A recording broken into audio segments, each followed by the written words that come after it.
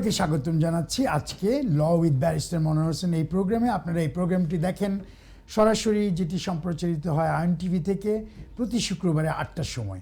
বরাবরের মতো আমাদের সাথে থাকেন প্র্যাকটিসিং ব্যারিস্টার, কমিউনিটিতে অতি সুপরিচিত এবং 25 বছরের অধিক ধরে তিনি কমিউনিটিতে সেবা দিচ্ছেন অভিবাসন আইনে। প্রথমে ওনাকে স্বাগতম জানাচ্ছি মনোহর ভাই। Thank you. Good evening to everyone. Councillor Syed Firuz Ghani is our presenter. He is very much favorite to all of you, I know. Very popular indeed, and also public figure. So I hope you will ask any sort of question you have on immigration law or any sort of law. I will feel free to answer your questions. Thank you. ধন্যবাদ মনোহর ভাই। দর্শক আপনারা জানেন যে মনোহর ভাই যেটি করেন, উনি অনেক কিছু নিয়ে, যেহেতু আমরা অভিবাসীরা যারা এখানে ইউকেতে থাকি এবং অন্যান্য জাতিরাও যারা আছেন, অনেকেই অনেক বিষয়ে, বিশেষ করে immigration, asylum, detention, visa refusal, citizenship, appeal, sponsorship, family settlement ইত্যাদি ইত্যাদি অনেক বিষয় নিয়ে মনোহর ভাই এবং আমরা প্রতি শুক্রবারই এখান থেকে সরাসরি অ্যাডভাইস দেওয়া হয়ে থাকে, যেটি দিক নির্দেশনা বলি আমরা। মনোহর ভাই ওটি গাইডেন্স দেন আপনাদেরকে। সেই জন্য আপনারা আমাদেরকে ফোন করবেন। আমাদের স্টুডিওর লাইন হলো 0203-515-5788 এই নাম্বারে। আর মনোহর ভাই, আসলে আমাদের কি কোনো কিছু আপডেট আছে কিনা? ওয়েল, আপডেটের মধ্যে একটা আছে, সেটা হচ্ছে কিছুদিন আগেও ডিসকাশন হয়েছে, কিছু কনসালটেশন হয়েছে, ডিবেট হয়েছে হাউস অফ কমন্সের কমিটিতে। বেসিক্যালি যেটা হয় সেটা হচ্ছে নর্মালি কোনো ধরনের নতুন আইন পাস করতে হলে, নতুন কিছু করতে হলে তাদেরকে কনসালটেশন করতে হয়। তার এই কনসালটেশনটা 12 তারিখে, যেটি 12 তারিখ হচ্ছে ডেডলাইন। এবং আপনারা জানেন যে সেটা হচ্ছে ইনডেফিনিট লিভ টু রিমেইন, যারা 10 বছর করতে চাচ্ছে 5 বছর জায়গায়, তারপরে অ্যাসাইলাম সিকারদের জন্য 20 বছর করতে চাচ্ছে, ইত্যাদি ইত্যাদি বিভিন্ন ক্ষেত্রে তারা কিছু আইন basically indefinite leave to remain পাওয়ার যে ইয়েটা টাইমটা, তারা এটাকে এক্সটেন্ড করতে চায়, ডিলে করতে চায়।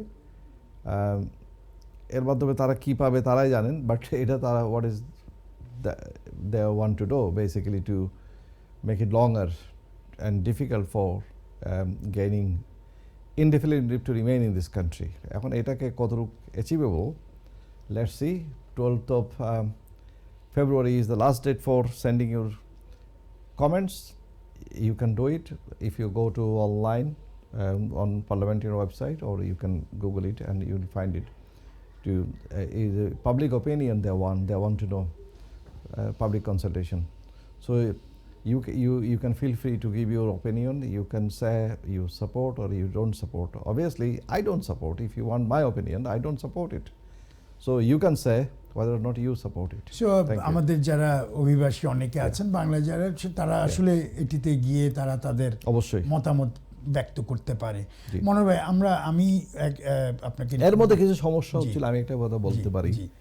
Unless anybody want to ask any question, feel free. তারা তো আমাদের স্ক্রিনে নাম্বার আছে, স্ক্রল। তো আমি যেটা বলতে চাই যে নর্মালি তো আপনাদের প্রত্যেকটা ফ্যামিলিতে তো একটা না একটা ইমিগ্রেশন সমস্যা আছেই। জানতে চান তো আপনারা আমাদেরকে প্রশ্ন করবেন, আমি উত্তর দেওয়ার চেষ্টা করবো। তবে এর মধ্যে একটা কথা বলা হচ্ছে যে স্পেশালি বাংলাদেশ থেকে বলা হচ্ছে যে অনেকেই ইয়ে করতে পারছেন না, ওই যে এম্বার্কেশন করা, বোর্ডিং পাস নেওয়ার সময়। এইখানে এই ব্যাপারটা কোয়েশ্চেন করতে চাচ্ছি। আমি যদি দর্শকদের জন্য একটু বুঝিয়ে দিই, কিছু দর্শক আমাদেরকে ফোন করেছে এবং আমরা সোশ্যাল মিডিয়াতে, সামাজিক যোগাযোগে, বিভিন্ন যে নিউজ মিডিয়া আছে আমাদের ইউকের অনেক জায়গায় দেখেছি যে কিছু যাত্রীরা সিলেট থেকে ওরা অনবোর্ড করছিল প্লেনে। তো দেখা যায় যে একজন হয়তো ব্রিটিশ আছে, বাকিদের হয়তো যেটিকে বলে ইনডেফিনিট লিভ, ভার্চুয়াল বা এইভাবে কিছু আছে, কিন্তু ওনাদেরকে ফ্লাইট করতে দেওয়া হয়নি। এখন ওনারা একটু চিন্তায় পড়ে গেছে এবং কিছু এরকম হয়েছে। আপনি এই ব্যাপারটা কি মনে করেন? এরকম কিছু তো আমাদের নাই, মানে যে এরকম কিছু যে যা আসতে দিবে না বা এরকম কিছু তো এখনো হয়ই নেই। ওয়েল, প্রবলেমটা কেন হচ্ছে, ফার্স্ট অফ অল আমার যেটা মনে হচ্ছে যে এখন তো ধরেন সবগুলো ভিসা সিস্টেম চলে গেছে, ইলেকট্রনিক সিস্টেমে চলে গেছে, ডিজিটাল সিস্টেমে।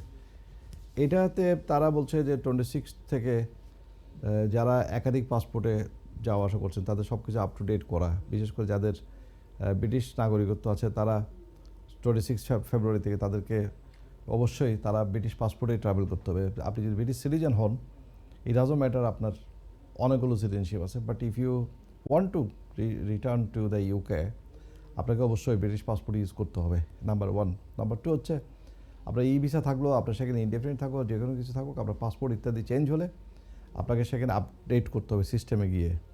কাজেই এটা ই ভিসা এমন না যে আপনি এটা দিয়েছে বাস আপনি এটা চিরদিন এটা নিয়ে জি ঘুমিয়ে থাকলেন। আপনাকে ওখানে আপনার ইনফরমেশনটা আপডেট করতে হবে, এটা গিভ অ্যান্ড টেক, আপনাকেও সেখানে আপনার ইনপুট দিতে হবে। কাজে প্রত্যেকটা মানুষকে, ইমিগ্রেন্টকে এই ব্যাপারে মনে রাখতে হবে, আপনি পার্মানেন্ট রেসিডেন্ট হওয়ার পরেও আপনাকে এটা আপডেট করতে হবে, unless you become by the time British citizen. British citizen হয়ে গেলে তখন আপনার এটা কোনো দায়িত্ব নেই, কিছু করতে হবে না। কিন্তু আপনি মনে রাখতে হবে ই ভিসা যতক্ষণ আপনার থাকবে, পার্মানেন্ট হওয়ার পরেও আপনাকে এটা করতে হবে। আর অনেকেই আবার ওই যে ই ভিসা তো নাই, পুরোনো সিস্টেমে তারা পাসপোর্টের সাথে লাগিয়ে রাখেন, তাদের কিছু সমস্যা হচ্ছে, যদিও সেটা স্টিল অ্যালাউড, কিন্তু অনেকে হয়তো বুঝতে পারে না। কিন্তু তারা যেটা করছে যে ইউকে ভিসা সিস্টেমের মধ্যে তাদের কম্পিউটার যখন দেখায় যে contact the UK VI something UK home office, জি তখন বোঝা যায় কি এটা ইউকের সিস্টেমের মধ্যে এটা গণ্ডগোল। তো অনেকে এটা গেলে ওখানে কম্পিউটারে ঢুকে যদি আপডেট করে দেয়, অনেক সময় এটা ঠিক হয়ে যেতে পারে। এরকম ক্ষেত্রে মনোহর ভাই, আপনি তো যেহেতু এই ব্যাপারগুলো সবসময় ডিল করেন আপনার চেম্বার থেকে, মনে করেন বাংলাদেশে ওরা খুব উৎকণ্ঠায় আছে, ওরা ফ্লাইট করতে পারে না, ওদের বাবা অথবা মা বা হাজব্যান্ড এখানে আছে, ওরা কার সাথে কিভাবে যোগাযোগ করবে, কি করতে পারে? It's very difficult to get any immediate solution, বুঝছেন? কারণ হচ্ছে তারা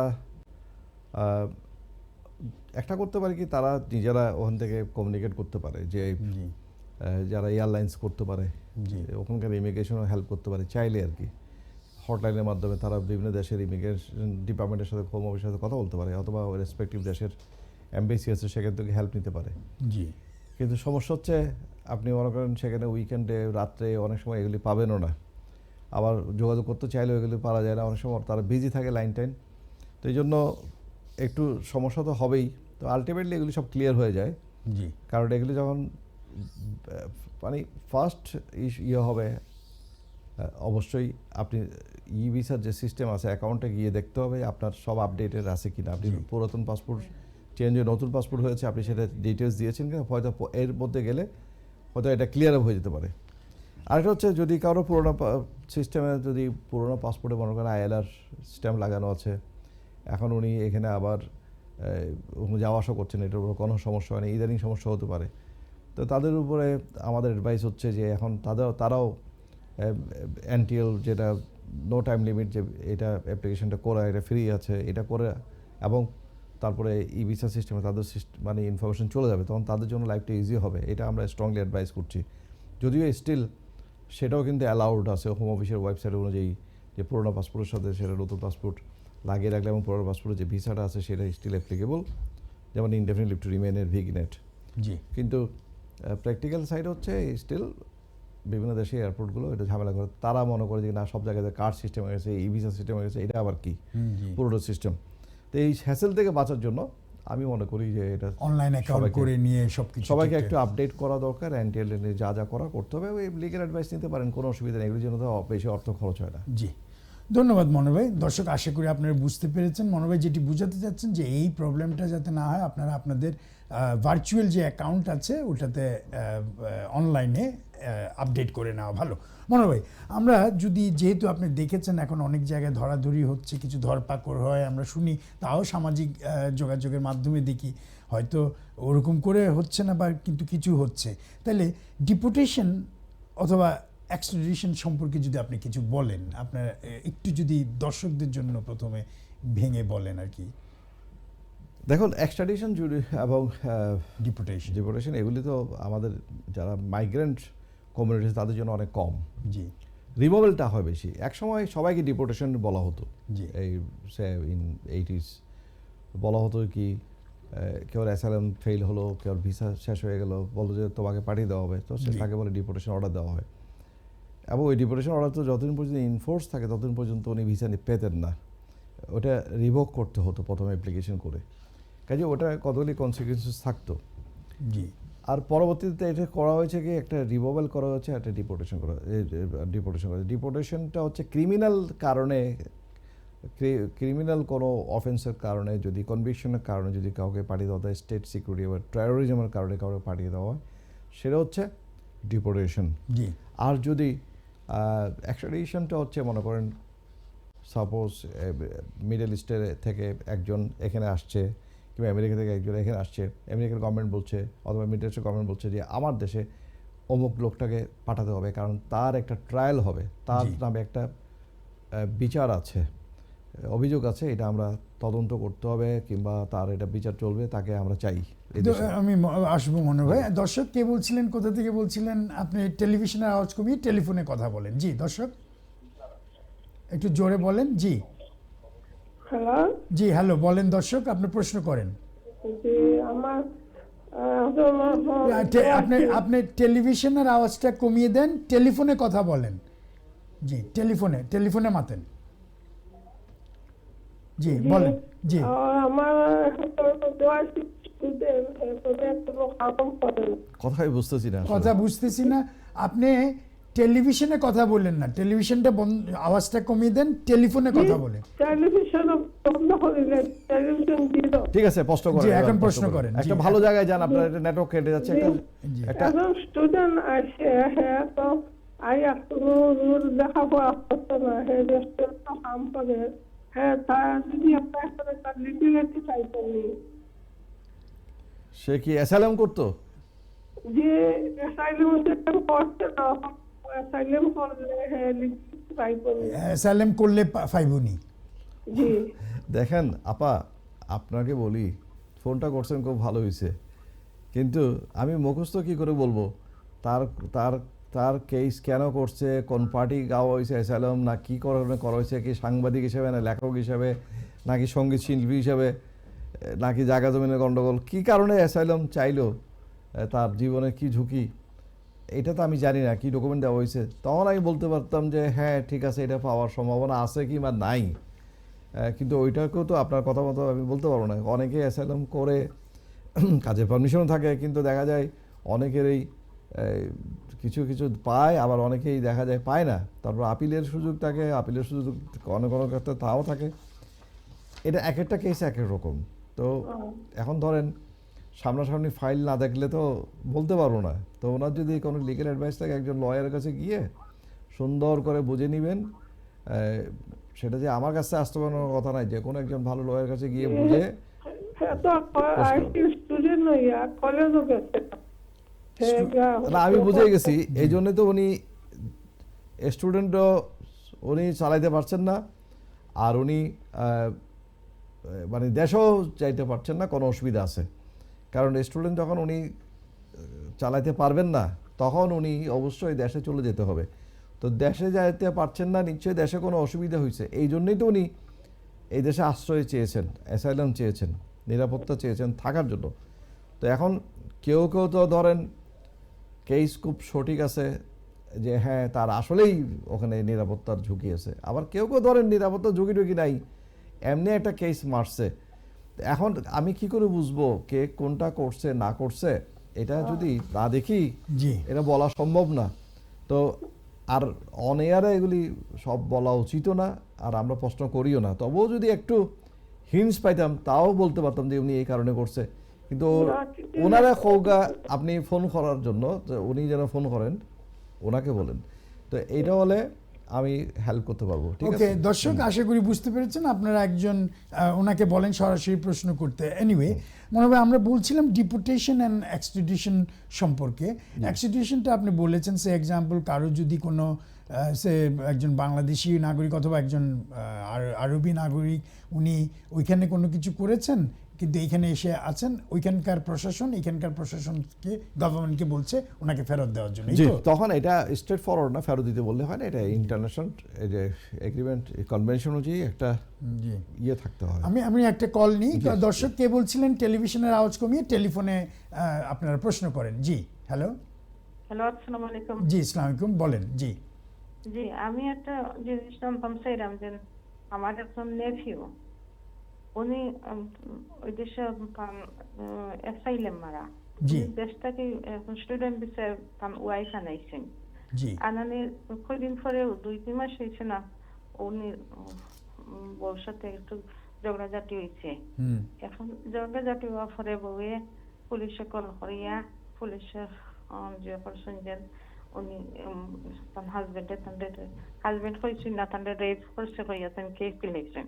ওনার 4 দিন হয়ে গেছে তারা তাদের অ্যারেস্ট করিয়া নিছে গিয়ে, এখন পর্যন্ত কোনো কিচ্ছু তারা জানান না, কোনানো নিছে না নিছে কিতা করছে। এখন একটা বুঝে গেছি। জি। জি, আর বলতে হবে না অন আমি এয়ারে। বুঝেছি। জি মনোর ভাই আপনি যদি আপনার জিনিসটা হচ্ছে কি জানেন, এটা একটা ক্রিমিনাল ম্যাটার এবং সে একজন অ্যাডাল্ট। এটা আপনাকে কিংবা কোনো আত্মীয় স্বজনকে কিংবা তার গার্ডিয়ানকে বলতে, এখানে কোনো বাবা মাকেও এটা কোনো তারা যোগাযোগ করবেন, ইনফরমেশন দেবেন না যতক্ষণ পর্যন্ত উনি না বলেন যে আমি অমুক আত্মীয় স্বজন যোগাযোগ করতে চাই কিংবা অমুক আত্মীয়কে জানাও। তো এখন কোন প্রিজন আছে, কোন ডিটেনশন আছে, এটাও জানতে হলে আপনি পুলিশকে বললে পুলিশ হয়তো বলতে পারেন যে আমি ঘনিষ্ঠ আত্মীয়, তার কাছে ইনফরমেশনটা দাও, কিন্তু পুলিশ এটা দেবে না, কারণ পুলিশের হাতে ওই জায়গার মধ্যে নাই, এটা সে প্রিজনে চলে গেছে। এটা তাকে যোগাযোগ করতে হবে। সে যদি যোগাযোগ না করে, এখানে কারোর কোনো ক্ষমতা নাই তার সম্পর্কে বের করে কোথায় আছে কি আছে আর কি হইতে পারে না হতে পারে, এটা তো দেখা যাবে। তাকে যেহেতু 4 দিন পর্যন্ত মানে নাই, নিশ্চয় তাকে ম্যাজিস্ট্রেট কোর্টে তাকে এপিয়ার করা হয়েছে, তাকে নেওয়া হয়েছে এবং তাকে অবশ্যই চার্জ করা হয়েছে হয়তো, অথবা ইনভেস্টিগেশন চলছে, যার জন্য তাকে প্রিজনে দেওয়া হচ্ছে। নর্মালি তো 96 আওয়ার্সের মধ্যে চার্জ করতে হবে, অথবা ডিটেনশনে রাখতে পারে, অথবা ইনভেস্টিগেশন চলেও আপনার করতে পারে অনেক কিছু। কিন্তু কথা হচ্ছে অ্যাট দ্য মোমেন্ট এটা বলা মুশকিল, আপনারাও কোনো খবর পেতে পারবেন না, যেহেতু সে অ্যাডাল্ট। সে যদি 18-এর নিচে হইতো তাহলে হয়তো একটা কিছু করতে পারতেন তার যারা গার্ডিয়ান আছেন তারা। ধন্যবাদ। ধন্যবাদ মনোর ভাই। দর্শক আশা করি বুঝতে আমাদেরকে ফোন করতে পারেন, যারা করছেন টেলিভিশনের নিচে আমাদের ফোন নাম্বার আছে, তারপর আমি বলছি 0203-515-5788 এই নাম্বারে ফোন করবেন। মনোর ভাই যিনি অনেক বছর ধরে 25 বছরের অধিক ধরে উনি কমিউনিটিতে অভিবাসন আইন নিয়ে দিক নির্দেশনা দিচ্ছেন। আপনারা যে কোনো বিষয়ে কোনো দ্বিধাদ্বন্দ্ব ছাড়াই আপনারা ফোন করবেন এবং উনি আপনাদেরকে গাইডেন্স দিবেন। মনোর ভাই আপনি বলছিলেন, আমরা এক্সট্রাডিশন সম্পর্কে বলছিলাম এবং ডিপোর্টেশন, এখন আমি একটু ডিটেইনই হয়ে গেলে কি ওই জায়গায় যাব? ডিপোর্টেশনের ব্যাপারে একটা সমস্যা কি জানেন, হ্যাঁ ডিটেনশন ভেরি গুড কোয়েশ্চেন। যেমন একজন ক্লায়েন্টের কথা বলি, উনি জি হঠাৎ করে ফোন করলেন, বললে কি উনি ইউকেতে আসছিলেন আরেকটা দেশ থেকে, তো যাওয়ার সময় ওনাকে আটকে দেওয়া হলো, ওনাকে ফ্লাইটে যেতে দিচ্ছে না। জি তখন ফোন করে বলে যে তাকে ইন্টারপোলে তাকে অ্যারেস্ট করেছে। কেন অ্যারেস্ট করেছে? তার বিরুদ্ধে দুবাইতে কিংবা অন্য একটা দেশে চার্জ আছে। এখন আমরা স্বাভাবিকভাবেই ইমিডিয়েট এগুলি কিছু করা যায় না, সেগুলোর কাগজপত্র নিতে হয় এবং তখন আমরা বেইলের চেষ্টাও করি। এটা খুব স্পেশালাইজড ব্যাপার, সহজে ওরা বেইলে হয়তো সহজ হয় না, কারণ অনেকের বিরুদ্ধে সিরিয়াস এলিগেশন থাকে।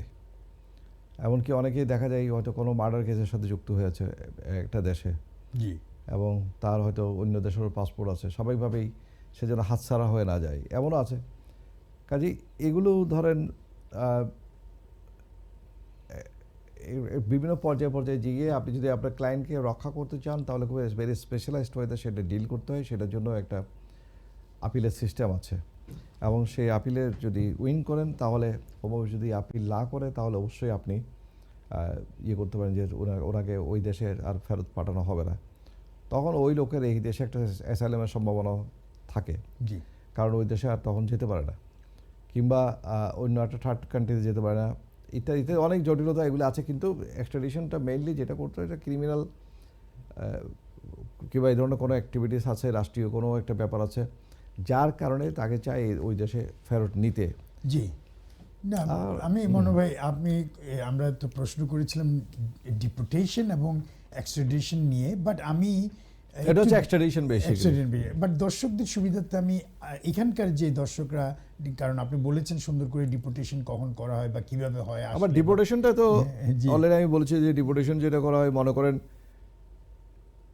এই এমন অনেক, যেমন আমরা এখন প্রচুর কেসে এরকম ডিল করতে হচ্ছে, যেমন 1 বছর কিংবা 1 বছরের বেশি যদি কেউ সাজা হয়, তার যদি সিটিজেন না হয়ে থাকে, জি যদি উনি just indefinite leave to remain থাকে কিংবা অন্য ভিসা আছে, স্টুডেন্ট ভিসা হোক, যে কোনো ভিসা হোক, কিংবা ইভেন কি ইলিগেল হোক আর অ্যাসাইলাম সিকার হোক, তখন তাকে নর্মালি যেটা করে 1 বছর কিংবা 1 বছর বেশি সাজা যদি জেল সাজা হয়, তাহলে তাকে ডিপোর্টেশনের জন্য অর্ডার দিতে পারে এবং ওই প্রিজনে থাকতে এটা প্রসেস করতে চায় তারা। জি।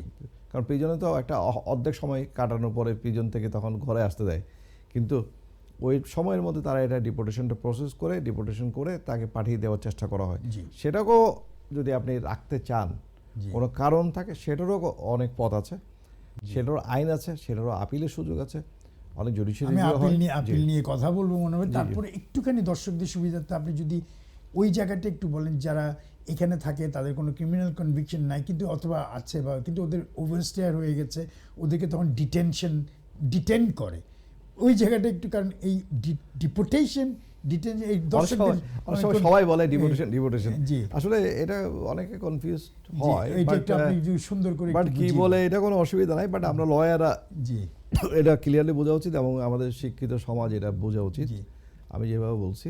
জি আর ডিটেন করলে তো ডিটেন কারা করে? পুলিশও করে, হোম অফিসও করে। ডিপোর্টেশনের জন্য তো অলরেডি ডিটেন আছেই, জি সে যখন প্রিজনে থাকে তখনই তো এটা করা হয়, ডিপোর্টেশন অর্ডারটা নর্মালি তখনই দেওয়া হয়। কিন্তু একজন ওভারস্টেয়ার নর্মালি ওভারস্টেয়ার হলে তো ডিপোর্টেশন করে না, সেটা হচ্ছে ডিটেইন করে তাকে রিমুভাল দেয়। আর ওভারস্টেয়ার করলে যে ডিটেইন করতে হবে এমন কোনো কথা নাই। ওভারস্টেয়ার হলে তাকে রিমুভাল ডাইরেকশন এমনি দিতে পারে যে ঠিক আছে তুমি এত দিনের মধ্যে চলে যাও, না হলে আমরা তোমাকে আমরা পাঠিয়ে দেওয়ার জন্য ডাইরেকশন দেবো।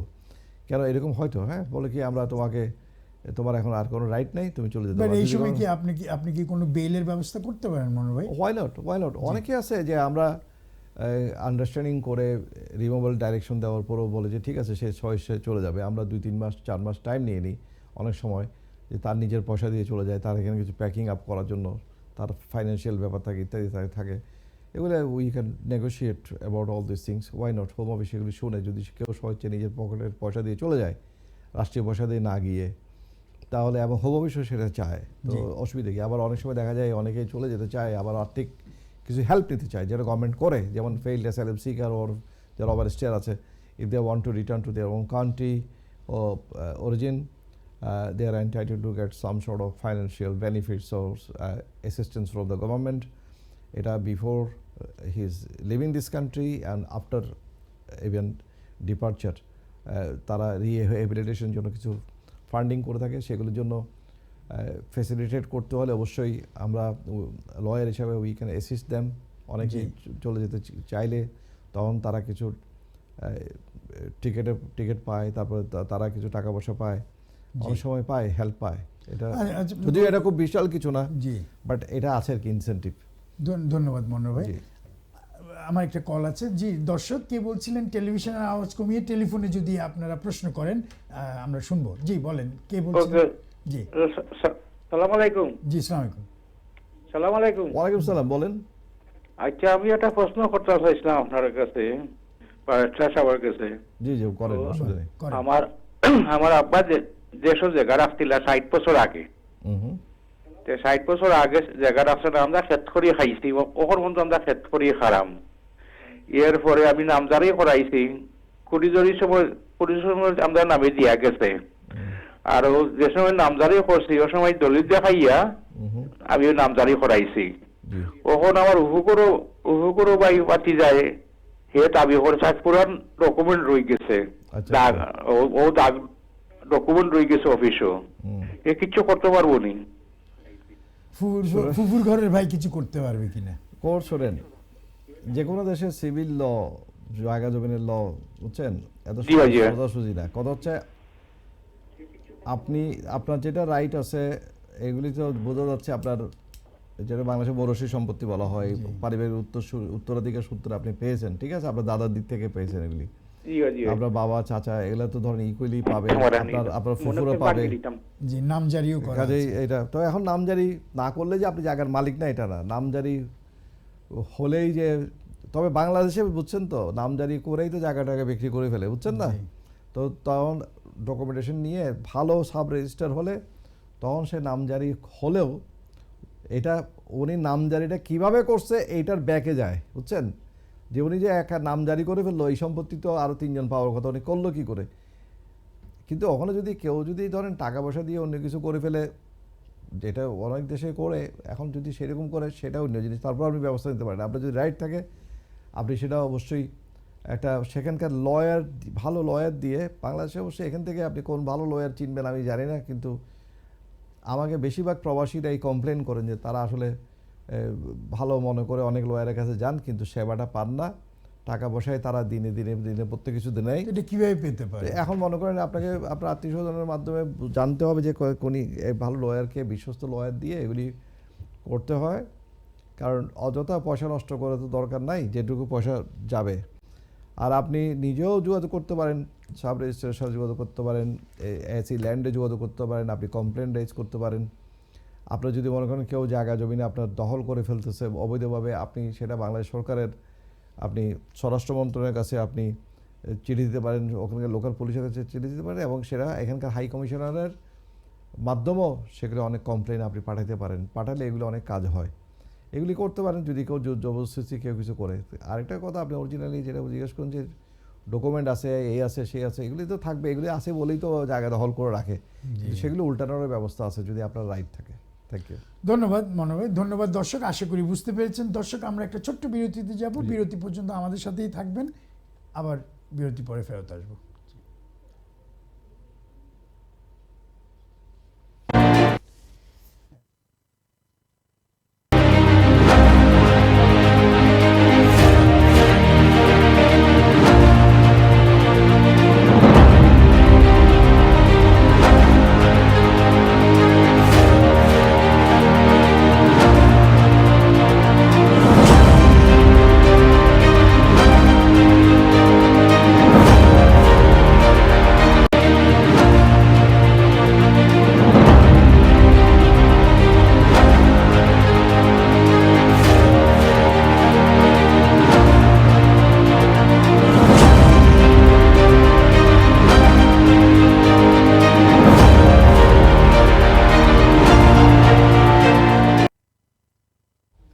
দর্শক, আবারও বিরতির পরে ফেরত আসলাম আমরা, এবং আপনাদেরকে স্বাগতম জানাচ্ছি ল উইথ ব্যারিস্টার মনোহর হোসেন এই প্রোগ্রামটিতে, যেটি আপনারা সবসময় দেখেন প্রতি শুক্রবারে 8টার থেকে স্কাই আয়ন টিভিতে, এবং এটি সরাসরি স্টার্টফোর্ড থেকে সম্প্রচারিত হয়।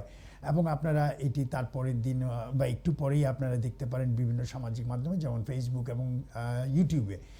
এই প্রোগ্রামটিতে মনোহর ভাই, যিনি কমিউনিটিতে অতি সুপরিচিত ব্যারিস্টার মনোয়ার, এবং উনি প্র্যাকটিসিং ব্যারিস্টার, উনি দিক নির্দেশনা দেন আপনাদেরকে, যিনি কমিউনিটিতে গত 26 বছরের অধিক সময় ধরে উনি আসলে এই ইমিগ্রেশন এবং অভিবাসন আইন এবং অন্যান্য যেগুলো থাকে ক্রিমিনাল বিভিন্ন আইনের যেই সব ধারা আছে সেই সবে উনি মানুষকে গাইডেন্স করেন। মনোহর ভাই, আমরা বিরতির আগে কথা বলছিলাম ডিপোর্টেশন এবং এক্সট্রাডিশন সম্পর্কে, এবং এর মধ্যে আমরা একটুখানি ডিটেনশন সম্পর্কেও বলেছি, যারা ওভারস্টেয়ার হয়ে ডিটেনশন হয়। এখন আপনি আমাকে শুধু যদি একটুখানি দর্শকদের সুবিধার্থে যদি আপনি একটু ওদেরকে বুঝিয়ে দিতেন আমাদেরকে যে বেইল রিজেক্ট হলে অথবা ওই ডিপোর্টেশনের এপিল, এগুলো কিভাবে করা যায়, এবং এটা তারপর আমি প্রশ্ন করব যে কিভাবে কতটুকু সফলতা পাওয়া যায় সেই ব্যাপারটাও। বাট প্রথমে যদি আপনি একটু ভেঙে বলতেন। ফার্স্ট অফ অল আমাদের যেটা এফার্টস থাকে সেটা হচ্ছে বেইল যাকে করা। ডিপোর্টেশনে তো আমরা বেইল করি normally, and extradition bail is important. তবে ডিপোর্টেশনে তারা বেইল দেওয়াটা খুবই ডিফিকাল্ট করে ফেলে। আচ্ছা, তবে ফ্যামিলি লাইফ এগুলি সব কিছু হয় যদি তার কোনো অ্যাসাইলাম গ্রাউন্ড ইত্যাদি থাকে, তাহলে দেখা যায় যে হ্যাঁ বেইলের একটা সম্ভাবনা থাকে। কিন্তু অনেকে আছে যে আবার সব কিছু অ্যাডজাস্ট হয়ে গেছে, সব কিছু শেষ হয়ে গেছে, তখন তাদের জন্য রিয়েলি ডিফিকাল্ট পয়েন্ট। হ্যাঁ, তখন তার ডিপোর্টেশন এগেনস্টে আপিলটার যে গ্রাউন্ড, যে হিউম্যান রাইটস অথবা অন্য কোনো অ্যাসাইলাম, তখন সেটাও যদি না থাকে তখন এটা বড় একটা সমস্যা হয়ে যায়। এই বেইলের ব্যাপারটা বলছিলেন মনে হয়, বেইল কি মনিটারি ভ্যালু, মানে টাকার অঙ্ক, না মানুষ দেখাতে হবে কিভাবে? বেইলের জন্য যে টাকা লাগবে, মানে কোনো ধরনের পাওয়ার লাগবে কিংবা সিকিউরিটি লাগবে এমন কোনো বাধ্যবাধকতা নাই। জি। কথা হচ্ছে যাদের কোনো নিজস্ব অ্যাড্রেস নাই, থাকলেও হয়তো ওনার নিজের এখানে কোনো অ্যাসেট নাই, জব নাই, এখানে লিঙ্ক কম, তাদের জন্য এটা গ্যারেন্টার ইত্যাদি খুবই টাকার অঙ্ক, এটা ইম্পর্টেন্ট ফ্যাক্টর। যে থার্ড পার্টি কেউ এসে আত্মীয় স্বজন কেউ বললো, বন্ধু বান্ধব কেউ বললো যে না উনি যদি অ্যাবসকন্ডিং করেন, উনি যদি টার্মস অ্যান্ড কন্ডিশন যেটা বেইলে দেওয়া হবে সেটা যদি না মানেন, তাহলে উনি ওই যেই ব্যক্তিটা ওনাকে গ্যারেন্টার হিসেবে কাজ করছেন তিনি এই অর্থটা দেবেন। এক সময় ছিল যখন আমরা দেখেছি যে কি অর্থ একটা ফান্ড 5,000 কিংবা 3,000 2,000 এরকম যেটা হতো, সেটা দুইজন সিকিউরিটি সিকিউরিটি বলতাম আমরা, গ্যারেন্টার, তারা মনে করেন কমিটমেন্ট করছে 5,000 পাউন্ড ইচ, দুইজন জি একজনের জন্য। তারা এটা হোম অফিসের একটা অ্যাকাউন্টে এটা জমা দিতে হতো, জি অথবা সলিসিটর অ্যাকাউন্টে এটা রাখতে হতো। যখন এটা এটা এটা এটা ভাঙানো যেত না, যতক্ষণ ইনস্ট্রাকশন পাওয়া যেত হোম অফিসের, যতক্ষণ তাদের এটা রিলিজ করার অর্ডার না আসতো ততক্ষণ যদি আটকে রাখতো। আর যদি উনি ফেল করেন টার্মস অ্যান্ড কন্ডিশন ইয়ে করতে, তখন এটা হোম অফিসে ফরফিট করে, তখন এটা অ্যাকাউন্টে চলে যায়, তখন এটা ফেরত পাওয়া যায় না। জি তো কিন্তু এখন তো সেই নিয়ম তেমন একটা দরকার হয় না, ইচ্ছা করলে সেরকম দিতে পারে, বাট এটা হয় না। জি আমি শুনবো মনোহর ভাই আপনার কাছে। দর্শক, আমি একটা কল আছে, কল নিচ্ছি। দর্শক কে বলছিলেন, কোথা থেকে বলছিলেন? টেলিভিশনের আওয়াজ কমিয়ে টেলিফোনে কথা বলেন, প্রশ্ন করেন। জি হ্যালো, আসসালামু আলাইকুম। জি আসসালামু আলাইকুম, প্রশ্ন করেন। জি ভাই আমি ম্যানচেস্টার থেকে বলছি, আমার নাম ইব্রাহিম। জি ইব্রাহিম ভাই। জি জি ভালো আছি ভাই। জি ভালো ভালো, বলেন। আমি আপনাকে জনপ্রিয় করি ভাই, আপনাকে অনেক ধন্যবাদ। ব্যারিস্টার মনোহর ভাইকে অনেক ধন্যবাদ, আপনাদের মূল্যবান টাইম দিয়ে আমাদের কমিউনিটিকে সেবা করতেছেন। জি আজকে অনেক দিন ধরে আপনাদের প্রোগ্রাম দেখি, জি, খুব thank ভালো you. লাগে। তো আমার একটা প্রশ্ন আছে, প্রশ্নটা হলো আমার এক বন্ধু তার আম্মাকে এই দেশে ভিজিট বিষয়ে আনতে চাচ্ছে, সাথে তার মামাকে আনতে চাচ্ছে। তো জনাব ব্যারিস্টার মনোহর ভাইয়ের কাছে আমার একটু অনুরোধ হলো, কাইন্ডলি বলবেন কি দুইজনে একসাথে করলে এই ভিজিট বিষয়টি পাওয়ার সম্ভাবনা বেশি, না একজনকে আলাদা আলাদা করলে ভিজিট বিষয়টা পাবে? জি বুঝতে কিন্তু পেরেছি। ওনারা- কাইন্ডলি বলবেন প্লিজ। কি জন্য আসবেন ওনারা? এমনি কি বেড়াতে আসবেন না কোনো অকেশনে আসবেন? না, ওরা আসলে ভিজিট করতে আসবে, কিভাবে আসলে ভালো হবে একটু সুপরামর্শ দেবেন বা ওইটা আর কি। জি, thank you so much Ibrahim ভাই, thanks for calling. Thank you Manohar ভাই। ওয়েল এই ধরনের আত্মীয় স্বজন আসলে যেহেতু ওনারা দুজনেই আলাদাভাবে ভাই বোন, তারা অ্যাপ্লিকেশনটা কনসিডার করা হয় সেপারেটলি, বাট তারা জানাতে পারে যে তারা একসাথে যাচ্ছেন বেড়াতে। এটা যখন আমরা এই ধরনের কেসগুলো হ্যান্ডেল করি, আমরা তখন বলি যে কি দুইজনেই একসাথে ভাই বোন যাচ্ছে এবং তারা গিয়ে দুজনে আবার একসাথে চলে আসবেন। কাজেই এটা হতে পারে জয়েন্ট অ্যাপ্লিকেশন হলে দুইটা সেপারেট অ্যাপ্লিকেশন হয়, সবাই দুইটা একসাথে দুজনে জমা দিতে গেলে দুজনে একসাথে অ্যাপয়েন্টমেন্ট, এবং তারা বুঝতে গেলে ভাই বোন যেতে চায়, সেটা স্পন্সরশিপও একটা স্পন্সরশিপে দ্যাট ইজ পসিবল, যদিও দুইটা কপি লাগে, কিন্তু দুজনের নাম দিয়েও একই স্পন্সরশিপে ইট ইজ পসিবল। আবার সেপারেট অ্যাপ্লিকেশন করলেও পসিবল। এখন কোনটা ভালো হবে, কীভাবে ভালো হবে, এটা ডিপেন্ড করছে ওদের টোটাল সার্কামস্টেন্সের উপর, এখানে কারা স্পন্সর, সব কিছুর উপরে। এবং এখানে কেন আসবে মনোহর ভাই? কোনো কার বাচ্চা হয়েছে, অথবা বিয়ে, অথবা গ্রাজুয়েশন, না, not necessarily ফিরোজ ভাই, বেড়াতে আসবে, not necessarily just ইউকেতে বিভিন্ন সাইট সিইং করতে ইউকেতে আসবে। কে না দেখতে চায়, জি। সবাই দেখতে চায়। জি যাই হোক, ধন্যবাদ, আশা করি বুঝতে পেরেছেন। তো মনোহর ভাই, আপনি যেই জিনিসটা বলছিলেন যে আমরা অ্যাপিলের কথা বলছিলাম, বেইলের কথা বলছিলাম। জি। এখন মনে করেন বেইল তো হলো, অ্যাপিল রিজেক্ট হলো, বা অ্যাপিলের সফলতা কি, বা কোন পর্যায়ে যেতে পারে অ্যাপিলটা? ওয়েল আই ডোন্ট নো, অ্যাপিলের ফ্যাক্ট আসতে হবে, জি। অ্যাপিল ডিপেন্ড বা- করে। জি আপিল সিস্টেম আছে, এটা আপিল যারা শুনে ইমিগ্রেশন জাজরা, সাকসেস রেটটা কি? তারা তো অবশ্যই ইন্ডিপেন্ডেন্ট, জি, ঠিক না? তারা জি। হচ্ছে neither influenced by the representatives lawyers, জি। Not they are influenced by the home office, ঠিক জি, আছে?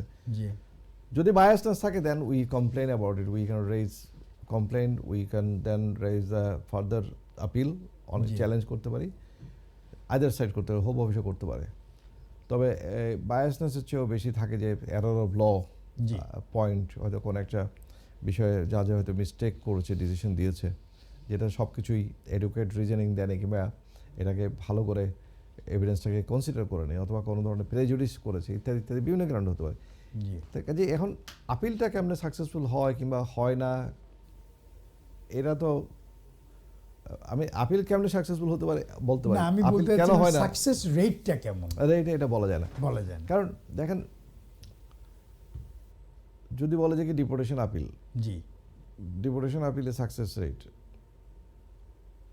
আমি তো মনে করি এখানে না, 50% কারণ আমি মনে হয় আমি 50% দেখেছি বেশি নাই। আমি জি। আমার এই এত বছরে আপনার সাথে কাজ করায় প্রোগ্রাম করি বা শুনি আপনার থেকে গল্প, আপনি এয়ারপোর্টে প্লেন থেকেও নামিয়ে এনেছেন বা এই ধরনের কিছু, তাইলে ওইটা তো একটা সফলতা। আমি ওইভাবে না, এখন ধরেন জি আমি যদি আমার সফলতা বলি যে হ্যাঁ আমি আপিলগুলি আমার হাতে কতগুলি উইন করি, জি এটা আমি নিজে এখানে নিজেকে জাহির করা উচিত না। জি।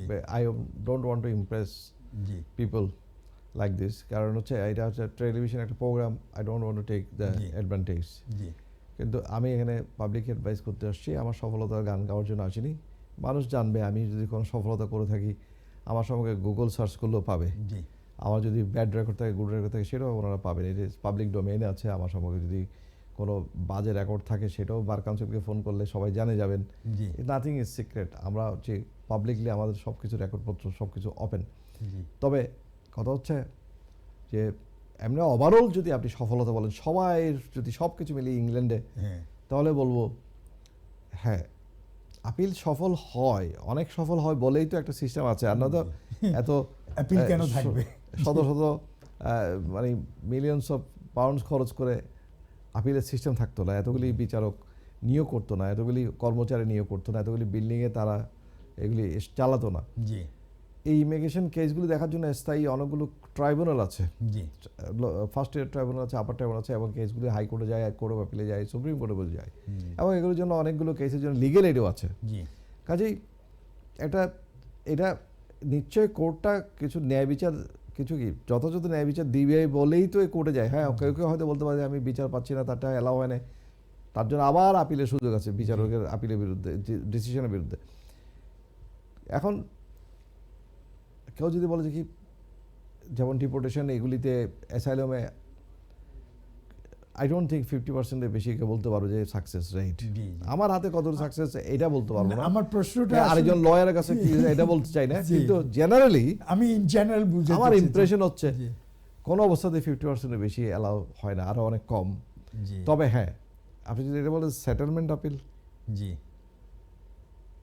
তাহলে আমি মনে করি যে হ্যাঁ, সেটেলমেন্ট আপিলগুলো এখন তো অনেক কম আসে, আগে অনেক বেশি আসতো। জি সেটেলমেন্ট আপিলগুলি 90% সাকসেসফুল হয়ে যেত, 80% 90% সাকসেসফুল হয়ে যেত, এবং এখনো হয়। কারণ এগুলো অনেকগুলো কারণে ভুল টুল করে, অনেক সময় এগুলো হয়ে যায়। না মনে হয় ঠিক জি। আছে। আমি যেটি বুঝাতে জি। চেয়েছিলাম আপনার মাধ্যমে এবং দর্শকদের জন্য, যে ওভারঅল ইন জেনারেল আপনারও সফলতা আছে, but in general In general অবশ্যই সফল হচ্ছে। জি। যাই হোক, তাহলে আমি একটু আগে দর্শক যে একটু প্রশ্ন করেছে ওই আঙ্গিকে যাই, যে ভিজিট ভিসা যেটি অনেকের রিজেক্ট হয়ে যায়, কিন্তু আমরা দেখেছি যে রিনিউ হয় না ভিজিট ভিসা, বা অনেক সময় দেখা Review। যায় রিভিউ নাই, অথবা অ্যাপিলের রাইট নাই, তাহলে কি করা যায় মনে হয়? অফকোর্স কিছু করা যায়। ভিজিট ভিসা যদি আপনার রিফিউজ হয়, জি আপনার আত্মীয় স্বজনের রিফিউজ হয়, জি বন্ধু বান্ধবের রিফিউজ হয়, যে কোনো দেশেই হোক, আপনারা জানেন যে সেখানে আপিলের সুযোগ নেই, সেখানে নাই কোনো administrative review. G but that is not end of the story. আপনি অবশ্যই আপনার প্রতি যদি কোনো অবিচার হয়েছে মনে করেন, সুবিচার হয়নি মনে করেন, হোম অফিস ডিসিশনে কোনো ভুল করেছে, আপনার তথ্যগুলোকে ঠিকভাবে তারা বিবেচনা না করে ডিসিশন দিয়েছে, এই জন্য আপনি অবশ্যই চ্যালেঞ্জ করতে পারেন। সেই চ্যালেঞ্জটার একটা হচ্ছে জুডিশিয়াল রিভিউ, জি যেটা হচ্ছে এখানে উচ্চতর আদালতে আপনি এটা চ্যালেঞ্জের জন্য আপনি প্রি অ্যাকশন প্রসেসিংয়ে যেতে পারেন, এবং প্রি অ্যাকশন প্রসেসিংয়ে গিয়ে তারা যদি নেগোশিয়েট না করে, তারা যদি রিজলভ না করে, তারা যদি রিকনসিডার না করে, দেন আপনি এই কেসটাকে কোর্টে নিয়ে যেতে পারেন। কোর্টে যাওয়ার পরেও তারা নেগোশিয়েট করতে পারে, হয়তো নাও পারে, কিন্তু এটা শুনানি হতে পারে, শুনানি পর্যায়ে পর্যন্ত যেতে পারে, অথবা শুনানির পর্যায়ে না গিয়েও এটা নেগোশিয়েট হতে পারে, কিন্তু এটা তখন একটা লিগ্যাল চ্যালেঞ্জ হয়। জি। এবং আমি মনে করি এই ধরনের ন্যায় বিচার যদি কেউ না পায়, তাহলে উনি কেন ছেড়ে দেবেন? হ্যাঁ কিছু অর্থের ব্যাপার অবশ্যই আছে, জি। কেউ তো ফ্রি করবে না। Thank you. ধন্যবাদ মনো ভাই, আমি আরও আসবো। আমার একটা কলার আছে, কলার কে বলছিলেন, কোথা থেকে বলছিলেন? টেলিভিশনের আওয়াজ কমিয়ে টেলিফোনে কথা বলেন। জি দর্শক। মোহাম্মদ শফিকুল আলম, জি বান্ডি টেকিয়া। জি হোগা, জি বলেন। আমার প্রশ্ন হইল, আমি 1996 26 জানুয়ারি বিবাহ করছিলাম। তারপরে আমি ব্রিটিশ হাই কমিশনার ডাকাত, আমার আব্বাই আমার মাতা টারবন দিরা মকুর দিরা আমার আম্মা খরিদি দরা ওই ফটোটা ফাটাইছিলাম ব্রিটিশ হাই কমিশনার। আমি কোনো ফিল্ম দিছি না, চিঠিপত্র দিছি না, কিন্তু ও ফটো দেখিয়া আপিলও দিলাইছে। তা আপিলও দিলাইছে, দেখ ভালো হইছে, কিন্তু বাদে 18 মাস পরে আপনার জি, এটা এত জি, দর্শক পুরনো- কেটে গেছে। জি জি ঠিক আছে। এত পুরোনো সমস্যা, আর তাছাড়া আপনি যেটা বলতেছেন খুব ওই হয়ে গেছে। আপনি প্রয়োজনে IONTV-তে ইমেল করতে পারেন আপনার সমস্যা নিয়ে, আমরা তখন দেখবো জি। কিছু উত্তর দেওয়া যায় কিনা। ধন্যবাদ দর্শক, আশা করি বুঝতে পেরেছেন। আপনারা এখানে ইমেল করলে মনোর ভাই গাইডেন্স দিবেন। মনোর ভাই, আপনি বলছিলেন যে জুডিশিয়াল রিভিউ এবং ওইটির পরে আপনি ওই জায়গাটা তো শেষ হলো, বাট আপনি এটিও বলেছেন যে জুডিশিয়াল রিভিউর পরে কোর্টেও যাওয়া যায়, মানে জুডিশিয়াল রিভিউতে কোর্টে না, হয়, না, আমি বলছি ওই কোর্ট আচ্ছা হাইকোর্টে আর আপার হাইকোর্ট, ট্রাইব্যুনাল, আপার ট্রাইব্যুনাল। ইমিগ্রেশনগুলো আপার ট্রাইব্যুনালে হয়, যেমন রাইলওয়ে বোর্ডের যে কেসগুলো এগুলো হাইকোর্টে হয় নর্মালি। তবে ভিজিট ভিসা। হ্যাঁ, তবে ধরেন এখন এক একটা কেস এক এক জায়গায় যাবে, যেহেতু অন পয়েন্ট অফ ল যদি হয়, যে বিশেষ করে যদি আমরা কোনো লিগ্যাল লটাকেই চ্যালেঞ্জ করে বসি, তাহলে তো legality of that law itself যদি হয়ে থাকে তাহলে অবশ্যই এটা হাইকোর্টে হয়। তারপরও ওভারঅল আমরা অ্যাডমিনিস্ট্রেটিভ যে ডিসিশন কিংবা ইমিগ্রেশন অথরিটির যে ডিসিশনগুলো, সেগুলো always can be subjected to judicial review. Judicial রিভিউর বাইরে কিছু নয়। জুডিশিয়াল রিভিউ যে কোনো পাবলিক অথরিটি, গভর্নমেন্ট অথরিটির ডিসিশনকে আপনি চ্যালেঞ্জ করতে পারেন। কাজেই এখানে আপিলের সুযোগ নাই বললে যে আপনার সব কিছু শেষ, এটা নয়। আপনি ইমিগ্রেশনে অনুযায়ী, সিস্টেম অনুযায়ী, অথবা পাবলিক ল যে সিস্টেম আছে, অথবা অ্যাডমিনিস্ট্রেটিভ ল যে সিস্টেম আছে, সেটাতে আপনি যদি আপনার কোনো গ্রাউন্ড থাকে, আপনি অবশ্যই জুডিশিয়াল রিভিউতে যেতে পারেন চ্যালেঞ্জ করার জন্য। ধন্যবাদ মনো ভাই, ধন্যবাদ, খুব সুন্দর করে বলেছেন। হ্যালো দর্শক, আমি একটা কল নিচ্ছি। হ্যালো দর্শক, কে বলছিলেন, কোথা থেকে বলছিলেন দর্শক? জি, আসসালামু আলাইকুম। জি স্যার, জি প্রশ্ন করেন। জি জি, কোশ্চেনটা হচ্ছে আপনার এই পার্মানেন্ট রেসিডেন্সি পাওয়ার কতদিন পরে ন্যাচারালাইজেশন বা সিটিজেনশিপের জন্য অ্যাপ্লাই করা যায়? কিন্তু এখানে আপনাকে প্রশ্ন করতে হবে আমার, সেটা হচ্ছে আপনি যদি ন্যাচারালাইজেশন চান, কি ভিত্তিতে আপনি এই দেশে আছেন? আপনি কি কোনো ব্রিটিশের সাথে বিয়ের ভিত্তিতে, নাকি অথবা না, এটা হচ্ছে আমার ওয়াইফের জন্য। আমার ওয়াইফ আপনার ওই যে 10 ইয়ার্স দিচ্ছে পার্মানেন্ট রেসিডেন্সি পাইছে আর কি। হয়ে গেছে? আপনি কি ব্রিটিশ সিটিজেন? জি, আমি ব্রিটিশ সিটিজেন। ওকে, তাহলে তো উনি এখন এই ব্রিটিশ সিটিজেনশিপের জন্য আবেদন করতে পারেন, যদি উনি 10 বছর। ওনার যদি পার্মানেন্ট হয়ে থাকে। আপনার যদি ওনার ILR হয়ে থাকে, ওনার ILR হয়েছে? জি, আইএলআর হয়েছে। হ্যাঁ, যেহেতু ওনার হাজব্যান্ড আপনার ব্রিটিশ সিটিজেনশিপ আছে, তাহলে ওনাকে 1 বছর অপেক্ষা করার দরকার নেই। এই জন্য আমি জিজ্ঞেস করেছিলাম যে উনি কোন ভিত্তিতে আছে কিংবা আপনি কোন ভিত্তিতে আছেন। কাজেই আপনি এখনই ওনার জন্য অ্যাপ্লিকেশন করতে পারেন সিটিজেনশিপের জন্য। আচ্ছা। আমরা আরো জানতাম যে 1 বছর তবে পরে দিবে। সিটিজেনশিপের জন্য অ্যাপ্লিকেশন করার আগে আরও কিছু রিকোয়ারমেন্ট আছে, যেমন উনি 5 বছর, গত 3 বছর উনি কোথায় ছিলেন, বাইরে ছিলেন কিনা, কতদিন বাইরে ছিলেন, ইত্যাদি ইত্যাদি। ওনার life in UK test, English test, এগুলি পাস করেছেন কিনা। ইংলিশ টেস্ট আপনার অনলি পাস করতে হয় যে আপনার 10 ইয়ার্স এর হ্যাঁ, ওই রুটে English test. That's great, good information. যেটা এটা পেয়ে গেছেন, তো ওইটা আর লাগছে না। আর অন্যান্য কোনো কিছু না থাকলে, সমস্যা না থাকলে, অবশ্যই আপনি ক্রিমিনাল কনভিকশন যদি না থাকে তাহলে অবশ্যই অ্যাপ্লিকেশন করতে পারে। এবং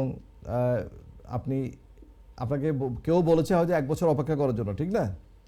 জি জি জি জি, ওইটা রং অ্যাডভাইস দিয়েছে, ওইটা ঠিক নয়। আপনি যেহেতু ব্রিটিশ সিটিজেন, ওনার হাজব্যান্ড, উনি এখনই অ্যাপ্লিকেশন করতে পারেন। ওনাকে 1 বছর অপেক্ষা করার কোনো কারণ নেই। ধন্যবাদ, ধন্যবাদ মনো ভাই।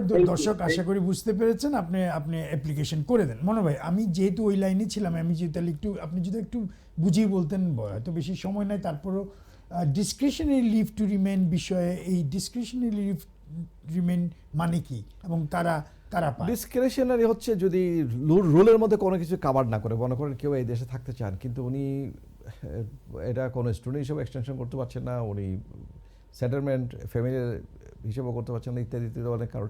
ওনার হয়তো অন্য কোনো গ্রাউন্ড আছে যেটা ইমিগ্রেশন রুলের মধ্যে ফিট হচ্ছে না, তখন এটা আউটসাইডের রুল বলা হয়, তখন ডিসক্রিশনে বলা হয়। আর অনেক সময় রুলের মধ্যে হলেও দেখা যায় রুলের মধ্যে পুরোপুরি ফিট হচ্ছে না, হয়তো 5টার মধ্যে 4টা রিকোয়ারমেন্ট উনি হয়তো ফুলফিল করছেন, একটা ফুলফিল হচ্ছে না, তখন ডিসক্রিশন দরকার হতে পারে। ডিসক্রিশন অনেক কিছু দরকার, সিটিজেনশিপ আপনি বলেছেন যে কি বিয়ের বেসিসে 3 বছর থাকার পরে অ্যাপ্লিকেশন করতে পারেন, কিন্তু উনি 270 দিনের বেশি 3 বছরের বেশি বাইরে থাকতে পারেন না। কিন্তু ওনার যদি 10 দিন 20 দিন 50 দিনও বেশি হয়ে যায়, still we can ask for exercising discretion. অর্থাৎ হোম অফিস চাইলে ওখানে কী কারণ আপনি বাইরে থেকে চাইলে যদি ঠিকমতো দিতে পারেন, স্টিল আপনার অ্যাপ্লিকেশন গ্র্যান্ট করতে পারে। এটা হচ্ছে ডিসক্রিশন। তো আর ডিসক্রিশনাল লিভ টু রিমেইন অনেকে দিয়েছে, 2.5 বছর করে 3 বছর করে ইত্যাদিতে, অনেক বছর, অনেকে 1 বছর করেও দিয়ে দেয় অনেক সময় বিভিন্ন মেডিকেল গ্রাউন্ডে ইত্যাদি গ্রাউন্ডে। এগুলি সব কিছু হচ্ছে ডিসক্রিশনারি, এবং ডিসক্রিশনারি লিভ টু রিমেনকে আবার ফার্দার লিভ টু রিমেনের জন্য আবার আবেদন করা যায়। ধন্যবাদ মনোজ ভাই। আবার আমি যদি আরেকটা এই ধরনের সম্পূরক প্রশ্ন আপনার কাছে করি, দর্শকদের উপকার হবে।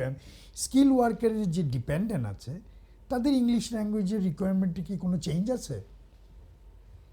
হ্যাঁ, এটা তো এখন তো B2 হয়ে গেছে না এই ইয়ে থেকে। জি, আমি ডিপেন্ডেন্ট বলছি, যে ডিপেন্ডেন্টের ক্ষেত্রে কোনো ইংলিশ রিকমেন্ড নেই। ডিপেন্ডেন্টের ক্ষেত্রে কোনো এখনো ইম্পোজ করা হয়নি, ফিউচারে করা হতে পারে, আই ডোন্ট নো। বাট যেমন এই ভদ্রলোক যিনি ফোন করলেন, ওনার ওয়াইফ যদি ইনডেফিনিট না পেতেন, ওনার কি ইংলিশে কোনো পরিবর্তন? না, ওনার তো এই ক্ষেত্রে কোনো ইরিলেভেন্ট কোনো ধরনের কোনো দরকার ছিল না। ছিল। তবে হ্যাঁ, উনি যখন ইনডেফিনিট লিভ টু রিমেইন করছেন তখন তো অবশ্যই লাগছে। যারা অ্যাসাইলাম সিকার তাদের তো 5 বছর পরে তারা ইনডেফিনিট যখন অ্যাপ্লিকেশন করেন, তাদের নর্মালি এই life in the UK test কিংবা এগুলি লাগে না। এবং যারা ডিসক্রিশনারি লিভ টু রিমেইনের ক্ষেত্রে আছে, তারাও যদি ডিসক্রিশনারি লিভ টু রিমেইনের বেসিসে হয়ে থাকে, তারাও কোনো সময় লাগে না life in the UK test ইত্যাদি ইত্যাদি। Thank you. ধন্যবাদ মনোজ ভাই। আমি এখন আরেকটা এই ডিপেন্ডেন্ট, আমার হাতে 3 মিনিট আছে, 2-3 মিনিট। যদি ডিপেন্ডেন্ট ভিসা রিফিউজ হয় তাহলে এই সম্পর্কে কিছু করা যায় কিনা মনোজ ভাই, একটু যদি। ওয়াই নট, কেউ কোনো ডিপেন্ডেন্ট ভিসা যেমন ক্ষেত্রে কিছু ইয়ে আছে, এই অবশ্যই আপিলের রাইট আছে, কোনো কোনো ক্ষেত্রে অ্যাডমিশন রিভিউর রাইট থাকতে পারে, এগুলি করতে হবে। তবে ডিপেন্ডেন্টকে তো এত সহজে তারা রিফিউজ করতে চায় না যদি না সব মিট না করে। তবে আমরা অনেক সময় দেখি যে কি একটা বর্ডার লাইন কেস, তখন আমরা টাইম নষ্ট না করে অনেক সময় দেখবেন student dependent, work permit dependent, further অ্যাপ্লিকেশনের জন্য আমরা চেষ্টা করি।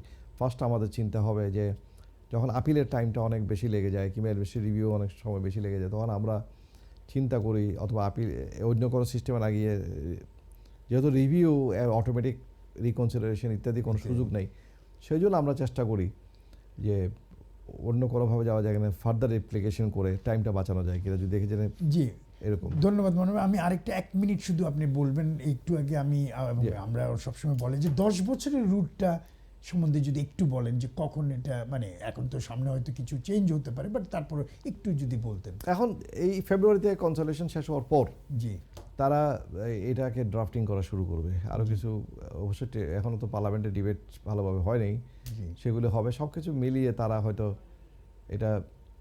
এটা কখন আনতে পারে, এটা মাঝামাঝি আগামী বছর, এই বছর অনেকে প্রশ্ন করছে যে তাদের যারা অলরেডি এই বছরের মাঝামাঝি সময় থেকে ইনফোর্স করা বেশি সম্ভাবনা আছে তাদের। তবে এই ক্ষেত্রে অনেকের মেজরিটি মানে যাদের মতামত গিয়েছে, পিটিশন সব কিছু হচ্ছে না 5 বছরও রাখার, যারা অলরেডি সিস্টেমে চলে আসছে, এই সিস্টেমে ঢুকে গেছে, এইটার উপর ভিত্তি করে এই দেশে আসছে কিংবা ভিসা পেয়েছে, এটা যেন তাদের উপরে। এই প্রশ্নটাই আমি আপনাকে করতে চেয়েছি। অনেকেই প্রশ্ন করছে, উনি অ্যাজাইলাম পেয়েছেন কিন্তু ওনারা 3 বছর হয়ে গেছে, তারা খুব সম্ভবত আমার মনেও বলছে যে আমরাও চাই সেরকম থাকুক, তারা বোধহয় এটাতে নতুনটাতে নাও পড়তে পারে, না পড়ার সম্ভাবনায় বেশি, এবং সেই জন্য সবাই দোয়া করবেন। ধন্যবাদ।